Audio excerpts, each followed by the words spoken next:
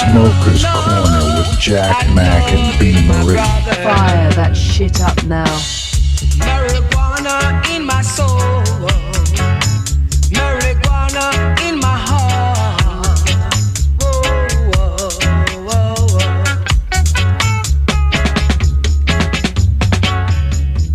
I love to smoke marijuana.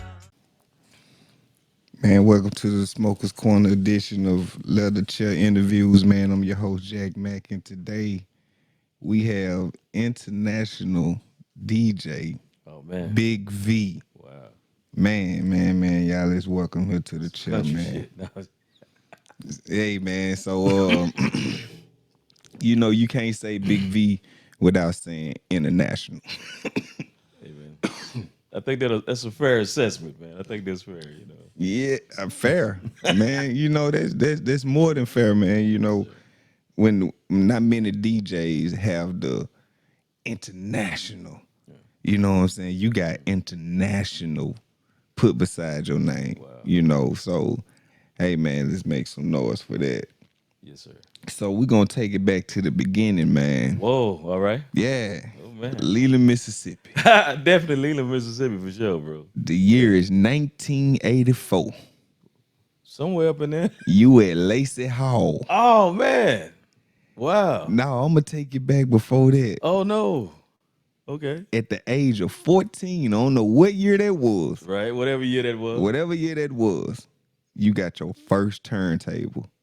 Oh man! So take me back to that. Like, how did it feel like getting your very, very, very first set of turntables?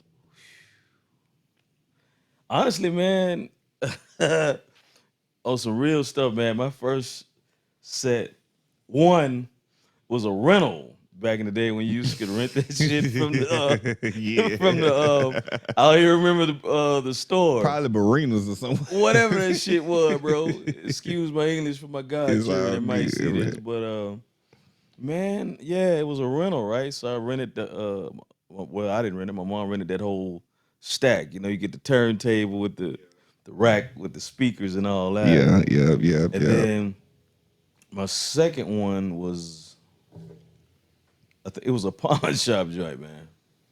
Yeah, so that was my second one. So I had a rental and a pawn shop joint that I hooked up to make two. So that little rental, pawn shop hookup, man, you 14 years old. Right. What gave you the motivation? Like any 14-year-old I know back in them days, man, y'all out playing ball. Right. Y'all probably out, playing little games with your friends. At that age, you're probably smelling your tail, so you're chasing girls a little No bit. doubt. So Gotta do what that. made you say, you know what? Man, I'm finna focus my attention on these turntables right here. Well, I think what happened initially, I always wanted to be the guy coming out the speaker, no matter what that was. So whether it was a DJ, preacher, whatever, I always had a fixation on being the voice behind that electronic gadget, and I wanted to be that person behind electronics. So a coach that'll remain nameless. So it was 2-a-days. It's hot in the Mississippi Delta, right? So we was at 2-a-days playing football, and I got to my wits end, bro. I didn't want to do that hot shit no more. So I took my pads and stuff off, and I started focusing on parties. And of course, at that time, the coach, which will remain nameless, Robert, you'll never be shit. And that just forced me. I said, I'll be something. I'll be knocking something down while you out there with some sweaty, what's. right. I'm gonna have something jumping, you know what I'm saying? By the time y'all get back, you know what I mean? Right. So you're a teenager. Yeah. You got the turntables. Got the turntables. You coming up with your name. Right. And bam, y'all start throwing parties at Lacey Hall. Yes. For y'all don't Lacey Hall is before my time. Like Right. That's Lacey way, Masonic Hall, way Hill back. Street. We call it Black Dog in Leland. Yeah, Right, so give me a little memory of Lacey Hall. Like what was it like? Like put me in that Lacey Hall time frame. Man, imagine where people really got along and they really wanted to party well together without any drama, man. We had, I think it was like 50 cents in there to get in, maybe even $1.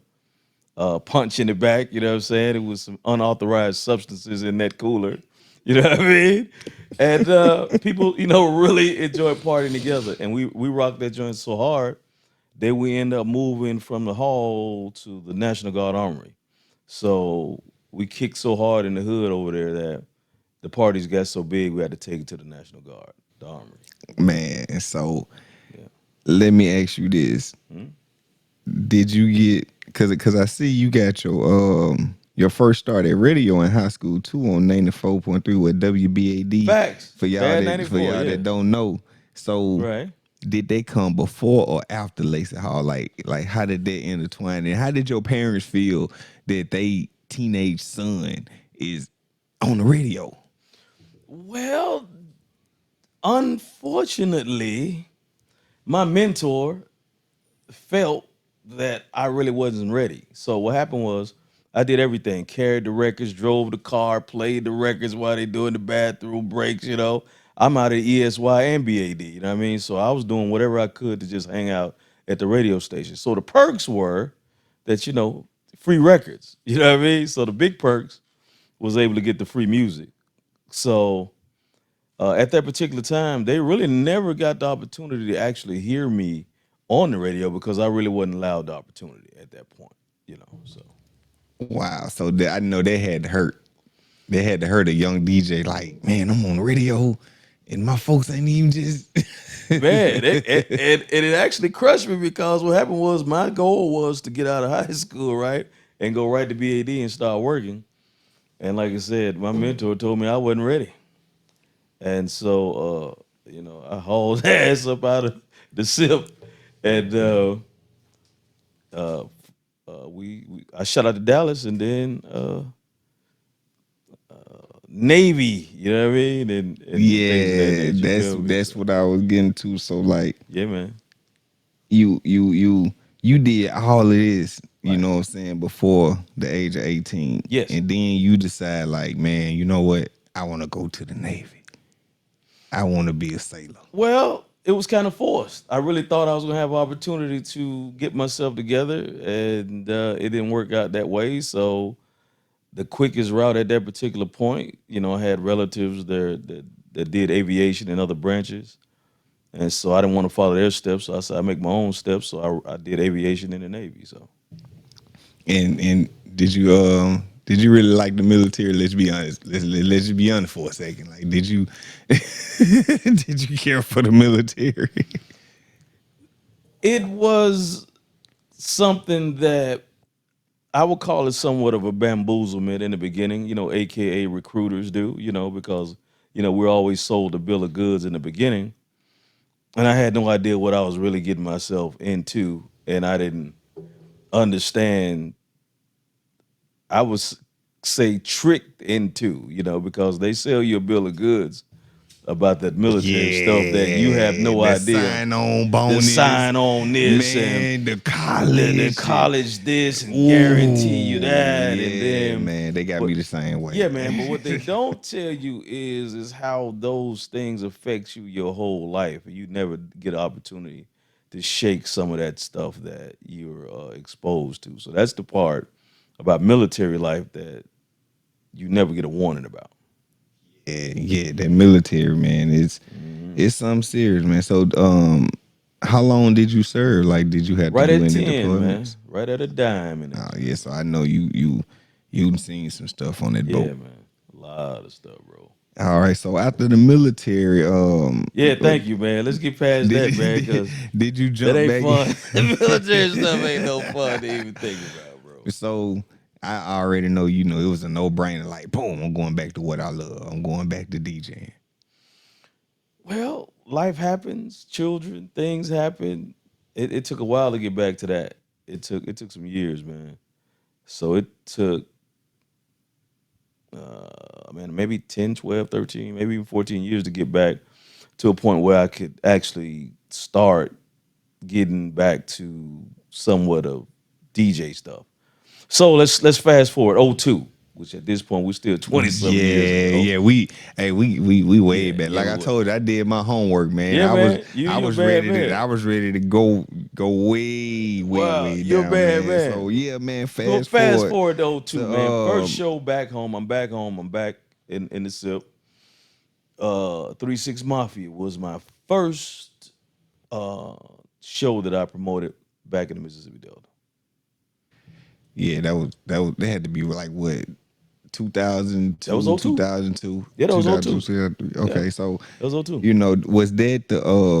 was that the V104 days? Was that the jamming 104 days? The That was 97.9 jamming days? 104 days. Those were Okay, jamming 104 days though. because you got a lot of errors in radio. I do. I Yeah, get you quite a got a few errors in lot of radio, errors man. in radio, Yes, sir. man. Because I'm saying like, man, you was in V104, Yeah, jamming V104 was my 104. stuff that I did when I was in Europe. Yeah, my own station at that point. That was it. Yeah, man. And then the European tour. Right? You went to London. Am I right? Yeah, You went London. I to was living in Switzerland. Yeah, you went to Switzerland, Did Germany. Am I correct? Germany, correct? Yeah, yeah. Did Yeah, Germany? man. Did London? We did quite a bit all throughout Europe as far as DJing wise for me personally, and then my connects. SCM was a part of that. Urban South, quite a few people Yeah, made man. a lot of things happen. Coast to coast, I actually was judged on coast to coast events in Europe as well. So that's what kind of got me to London and Birmingham in the UK. Yeah, and then you even did mixtape postings over there.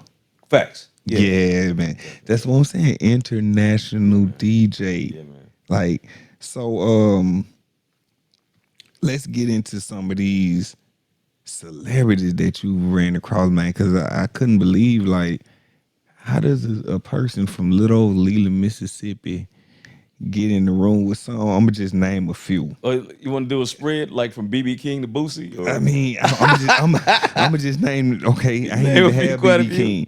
I got Yo Gotti, Of course. Genuine. Facts. Matter of fact, you was the executive director for Cool Running DJs. Oh, yeah, yeah. Young Dolph, you bought him here before No doubt. we even know who Young Dolph Facts. was. Yeah. Lil Boosie, Yeah. Key Glock, Big Boogie, Rich Homie Quan, Yeah. and those are the lightweights now. Yeah, those yeah. are the lightweights. It's quite a few. Now I'm finna get into the heavyweights, man, and I want to know how you get in the room with these people. Okay.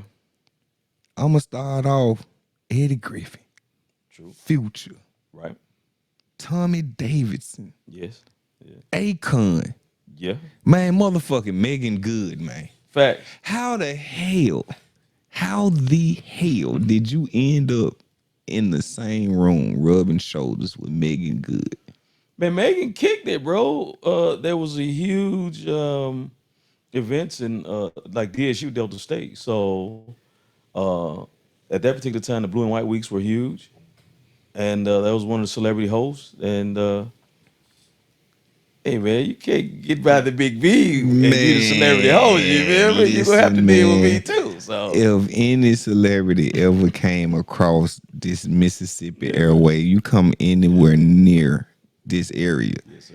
Big V gonna be in the room, man. It would make sense for me to be in the room. Not being arrogant, I'm just saying it would make sense. For me. Yeah. That's not apples and oranges. That is not apples and oranges. That's apples with apples. You gotta put the fruit where the fruit gonna right. Yes, sir. So let's take it to the local affiliations, man. Okay.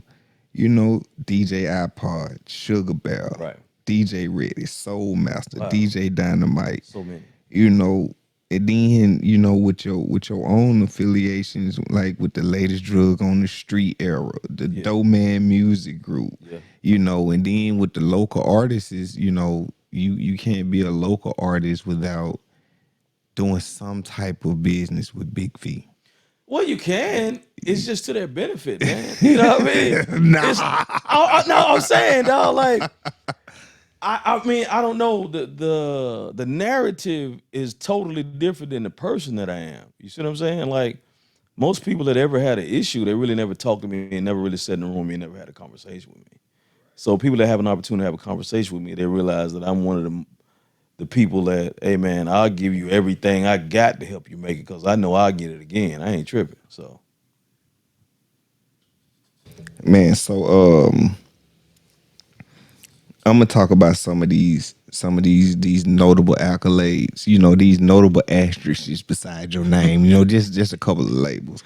I already called out executive director of Cool Running DJs. now, can I interject? Yes, Cool sir. Running DJs is an organization that existed long before me. That's actually Bigger Rankings organization, and I we were together in Hitman DJs with Greg Street, aka Casper the Don. Well, not aka, along with Casper and other DJs. Like you got DJ Mustard. There are quite a few celebrity producers and DJs and more that are that were Hitman DJ affiliates. And so that's what Cool Runnings came in. So me and Bigger decided to help ramp up what he had already started. So really, Cool Runnings was already legendary long before I had any affiliation at all. It's just my participation helped enhance it. That's all. Okay, okay. So, VP of USA DJs. Wow, USA DJs initially started as Texas All Star DJs. That's Right. Poncho Strickland. So Poncho was also a huge member of Hitman DJs. So I collaborated with him, and we changed Texas All Star DJs to U.S. All Star DJs because we started recruiting DJs from all over the country. Man, that's a lot of DJs. And like in my head, I got a spider web of DJs. You know what I'm In saying? From relationships, different yeah, man. regions, different relationships, different market, different demographics and everything for one common cause. Yes, sir. You know, so you even was featured in a couple magazines. You know, Yeah, man. Ozone, Yeah, Back to the Block. Like, yeah. tell me about those magazine features. Man, to for me, man, like you said, you knowing where I'm from, being from, like you said, Leland, Mississippi to London and abroad, for anybody to take the time out to want to get information from me in any type of publication is a huge blessing. The biggest blessing of it all is people were willing to highlight me, which means he was able to highlight my area, which means people had the opportunity to say, well, hey man, there's got to be some great talent where that dude from. So let's investigate that too. Yeah, I agree. I agree. So let's switch gears, man. You know, All right. we got to know you personally, man, Okay. some of your accolades and where you been and where you going. But, I got a couple questions. Run 'em. So my first question is, what do you think about the music today versus the music back then? I think it's the same. They just have a different message, a different way of delivering it. I don't really think music has changed at all, honestly. That's just my personal opinion. Because every record that you pick off now or song, I can pick your old song that's typically the same message. True, true. Yeah. I mean, I don't have any grievances against any of this music. Only difference is I think what we did is my era of people, I think we understood that it was more entertainment versus reality. Now I think with the music, they really think it's reality versus entertainment. I think that's the biggest difference. Yeah, they really think they gotta live. They gotta think they gotta live those They lyrics, gotta and the think they people that gotta were live it. giving those lyrics, they were entertainers. Right. Well, some lived the life that they spoke about. Yet, but on some real stuff, though, nobody that does illegal activity gonna give you a transcript. So I'll just leave Nah, it there. yeah. So, what are some of your favorite artists to play today? Like in your rotation, whether it's radio or in your personal rotation in your car or whatever. Personal, I rather do personal because in public, when you're in the public and you're doing stuff in the public and or radio, any of that stuff, man, you get the people what they want. It's simple. As a DJ, my job is to give people what they want to hear. So personally, I listen to a little bit of everything. It can be a combination of jazz, reggae, blues, and any particular artist is too eclectic because my mix is just it's crazy. One certain sector may be some blues, certain sector may be Miami bass, certain sector may be ghetto house, Chicago house. You know what I'm saying? DC, it may be go-go. So it's too many artists for me to nail down a particular sector of artists. If I hope I'm being respectful with answering the question. Hopefully, I am. Oh yeah, well I'm gonna narrow it down for you. What are some of your favorite local artists then? Local. Yeah, local. Right around the corner. Wow. anyone, because I can't put a name on these folks. Too many of them. You got to think. I'm at a sector of people where I'm okay. You got Mississippi, you got Arkansas, Louisiana, Memphis. You know what I mean? You give me that's too strong for me to do that, bro. I can't do that. But see, you want to put me in a hole, but I Yeah, can't do it. I ain't man. falling for it. Anybody that gave me the music, that's my favorite guy. That's my Okay. favorite rapper. So, how do you feel about local artists saying that DJs from their own city won't spin their records? Oh man, now that's good. What I say is, if they won't, then you find people that will. It's simple, man. You don't have to, excuse me, God, children. You don't have to kiss nobody ass to do nothing, bro. Like, if they don't mess with you, if they don't want to play your music, man, then move on and find somebody that does. But now you got to be respectful too. Artists got to be respectful. Give you an example. If you're in the studio recording, right?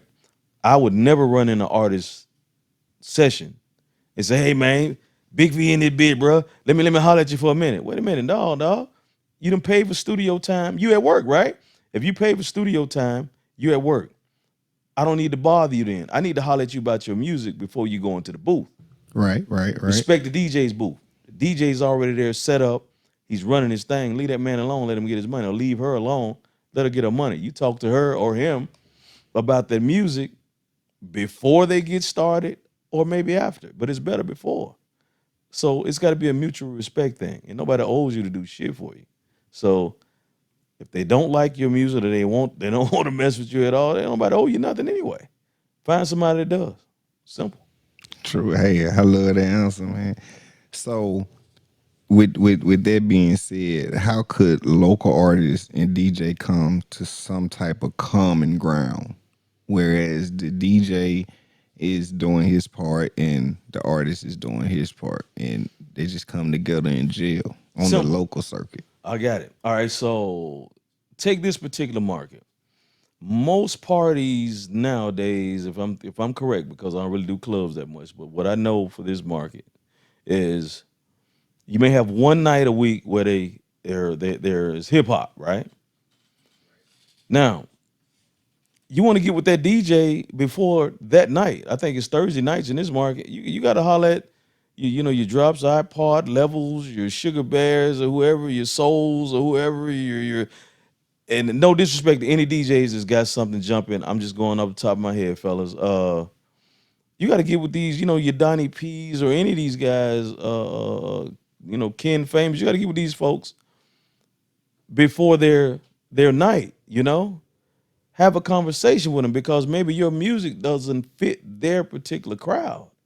So you got to know your audience too. So you got to help the DJ. You got to know your audience. You know what I mean? So if you are a drill rapper or whatever, and it's ladies' night, you don't fit. Right. Come on, man, be realistic about your music. Don't That's fit, true. bro. That's true. Now, if in the same thing, if you're an R&B singer or you're a blues singer, this is a hip hop night. It don't fit, bro. What do you leave that DJ alone, man? Your music does not fit his program. And there are a lot of DJs that aren't good at breaking music. Not saying they're not a good DJ. Some DJs don't know how to break music. That doesn't make them a bad DJ because they know how to keep a crowd hype. Obviously, the club owner's paying them money to be there, so that means he's got some skills. But that doesn't necessarily mean he can take an artist that nobody is familiar with and help make you become a star. So you got to find people that are good at doing that. I So agree. you got to do your own research too. I agree. So, you know what? Well, why does there seem like not with artists and DJ, but there seems like it's some kind of disconnect with DJs themselves in this market. Because I see this DJ running with these 2, 3 DJs, but I never see them mixing with this DJ and these 3, 4, 5 DJs. Why is that? It's probably not necessary for them. They probably don't see any value in it. You know, I find value in everybody. I feel everybody's got something to bring to the table, no matter who you are. So the way I look at people is totally different than how some people look at it. So that's a skill that has to be learned. Networking. there's a lot of people that really don't know how to network, bro. You can't hold that against them. They just don't know. That's true. That is true. Networking is a big part of everything that you. It don't matter what your hustle is. You got to get out and network. True. And it's been said that some DJs they have their own choice of people that they want to mess with. Whether it's I want to mess with this type of artist because this fits my profile as a DJ, or I don't want to mess with this artist because they don't fit. Take for instance, not a real scenario, just a hypothetical. Take for instance DJ iPod, Okay. he's the party guy. Absolutely. Then you got an artist who's a singer like a Mo3 or Rod Wave type, and a DJ like iPod may feel like that type of music don't fit my outfit. Like, how do you feel about that? That's fair. If he's the DJ that keeps ass shaking and cheeks clapping on the floor and all that, and he's hired to create an atmosphere, it's unfair to ask him to play some stuff that's hustler music, trap music, drill music, whatever you want to call it, gangster music, whatever. It's unfair to ask him to do that because that's not his MO. So why bother that man? And that's not what he does. That's stupid to me. If you know this is a party DJ, why are you gonna take a trap record to him? Why are you gonna take a hustling record to a guy that's the party guy? Don't make sense to me. Yeah, you're right. I love your answers, man. It's like you sat down with my notes and like, okay. Well, see, the cool thing is you got to keep in mind I have these same conversations all over the country. Like it's just not this market that has that problem, man. Vegas, L.A., Dallas, Houston, the A, man, they all Florida, they all have this same thing. Man, the DJs don't fuck with me. Man, bro, you got to find people that fuck with you, bro. It's kind of simple. All right, so Yes, switching sir. gears on the music tip. Mhm. How you feel about one hit wonders? Love them. What's the love about them besides the It hit don't for take that but one moment? song to change your life. Yeah, you right. So a one hit wonder is awesome. I want to be a one hit. Give me one. Let Big V have one. Give me one hit and let me and my children and grandchildren and they children eat off of it. You can call me one hit. When it's over, when the time over, he had one hit, but the whole family ate off the one hit. I don't give a shit. Yeah, I think one hit wonders are great. Some people have no hits. That's true. Man, that's dangerously true. So back to the local artists. Back to locals, okay? What do you think they could do more to get their records played in the clubs or basically to get Make their club records in records. more in the rotation? Just make more club Yeah, records. if you want your stuff played in the club, make a club record. What you do is you go to the club and you see what everybody's vibing to, right? You get an idea of what makes people move in this market. And then your music needs to sound like that. If your stuff don't sound like that, you have to go to where people vibe to your kind of music. It ain't rocket science to me, bro. You got to find where you fit in at, bro, and you go there and build your fan base. Yeah. And it's really not Man, difficult. all local artists that's watching this interview, he is giving you the game. He is dropping the jewels and he's letting y'all know this is what you have to do. And it's not personal, it's business, man. I go back to the scenario. Whereas if you paid $400 for a block of studio time, is it fair for me to run in there and talk to you while you laying tracks? No, sir. So how is it fair? Because you laid something in your $400 session and I'm at the club, you run on my set at 1 o'clock in the morning when it's prime time, and let's pull par in. Now it's par turn up time at 1, and then you want to talk to me about dropping your song that I'm not familiar with. I don't even know you that well. And then now I owe it to you to play it, or the DJ owe it to you to play it. Come on, man. Let's be fair about this.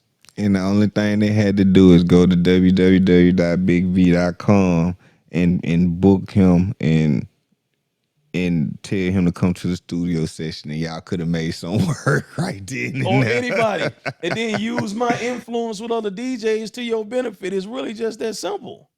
It ain't even hard, bro. Phones work, relationships work, man. People got real relationships out here. Use it to your advantage. There's a place for your music. If you made the music, I guarantee there's a place for it. But it may not even be your market.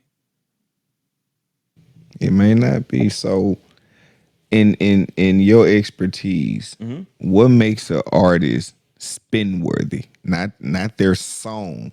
What makes an artist spin worthy? That's a good one. I think any artist is spin worthy if they've done the research and they find out where their music fits. And then it's spin worthy. Not guaranteed, but it's worthy of a spin. But nobody owes you anything. They don't have to spend shit for you. Yeah, They you're don't have to right. do You're it. right. But another curveball. Okay. What makes an artist radio worthy? Oh, that's even easier, man. You can listen to your top 20 at any radio station and make sure your stuff fits that. And as long as it's clean, you got to take, you got to make sure it's almost grandma tables clean. Not my grandma, because my grandma let me say and do whatever the fuck I wanted to do. So not like my grandmama, but like a real grandma, you know. And that's what makes it radio worthy, because Okay. nowadays it's real lenient now. Yeah, yeah, it is. I mean, they can Anything, pretty talk much about say anything. anything on radio Exactly, now. pretty much nowadays. Yes, sir. So, let's talk about beef for a second. Beef in the industry. Okay, let's talk about beef. Okay. Like, how do you feel about rap beef? Like, is it good, bad for business? Like, you as a DJ in a radio disc jockey, how do you feel about the beef records? Beef is idiotic to me. It's stupid. I think beefs are stupid to me. And as a DJ, I'll never get involved in the beef. I don't pick sides. I'm running music. Simple as that. Simple as I that. don't have a side. You entertainers. Neither Right. side has cut me no check to vouch for anybody. So as a DJ, I'm gonna run music, man. I'm gonna run what the people want to hear. And if it's yours, it's yours. Or if it's theirs, it's theirs. They gonna get it. That's true. So, do you have any advice for up and coming DJs? As in, Yeah, yeah, cause like I see like the little kiddie parties going on that my son them be going to. You know okay, what I'm saying? And next thing you know, I see a little dude that's a junior or senior in high school. He DJing the party, pretty much like you when you first started out at Lacey Hall. Like, lovely. They should, and it should. And I think parties are to be age appropriate. Like for me, man, I don't belong doing proms and stuff, man. I don't do that don't make sense to me. I'm not knocking no prom DJs but now. Big V could do a prom though. I could, Big but Big V could do a prom and rock out though. I really could, but I think it's inappropriate at a certain age as a grown ass man. I really, I shy away from those. I'm not knocking no, because I did proms for a long time, but I think we ought to give younger DJs opportunities. So if the age range is, whatever, 16 below, man, fine. Let's find a little guy, man, that's in that age range and let him rock some. Yeah, Let's set him up it's a and, quite and, it's and let quite a him and let few him of get in them. there and do his thing. Now that's just my opinion, of course. Okay, so back in the day they had this bad word called payola. Nowadays they call it pay to play. Is that still a thing? Like, do you have artists coming up to you trying to, hey, Big V, man, I got this, man, I give you this, and like, is that really still a thing? Well, that's if you're one of those DJs that accept money to actually play a song. Now, my social media, my marketing skills, my team, my network is all me. That ain't got nothing to do with the radio station. You feel me? So if you want to get me and my people involved, you got to do business with us. Payola is strictly referring to somebody taking some money specifically just to run a song. Yeah, it still exists. Yeah, that's But that. that's, but Hey man, It's one of those things. it's one of those things, bro. You either deal with it or you don't. Oh yeah, if you get to a certain level at a label, like if you've been an artist and like you get to a certain level, and if you get to an A&R, most labels are gonna tell you they want you at a certain number of spins, and then we're gonna talk with you. And then what do? Hey man, I'm gonna let you talk to our radio guy, which most of the time they own those stations.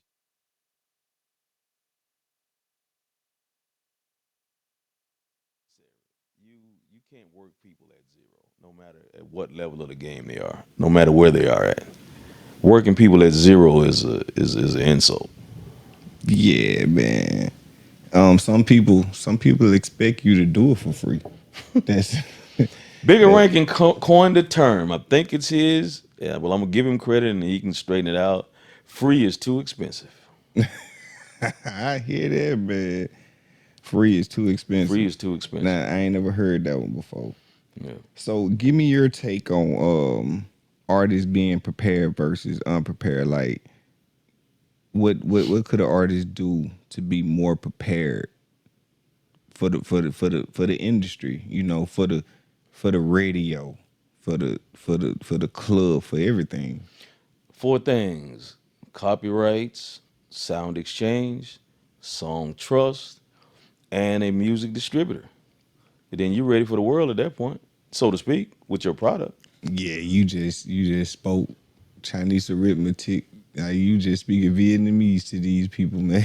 Like a lot What of I'm artists saying. don't know nothing about that. Well, take these 4 terms, put it in your phone, and learn what they are. Copyrights, you want to make sure that your stuff is protected, so can't nobody steal it.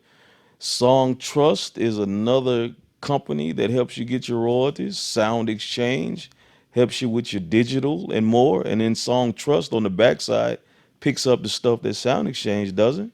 And your distributor, it helps you get you in the stores, your digital stores, whether it's, Amazon, Apple, Tidal, Deezer, whatever. You know what I mean? You knock those 4 things out, you had a great start at that point. You pretty much got all your business handled, so to speak. Okay, so last but not least, man, the free game session. Okay, free game. Free game, man. Any free game you want to give to the artists, DJs, entrepreneurs, up and coming, anybody's like just free game of life. Man, I just gave Right it here, to him, right bro. now. Handle your business, man. Like I said, man, get that stuff copywritten, man. Get your stuff protected. Make sure that when your stuff is on platforms, man, you got your stuff where you're able to sell it. You want your UPC code, your ISRC code, so everything gels and people can stream your music and you get your money.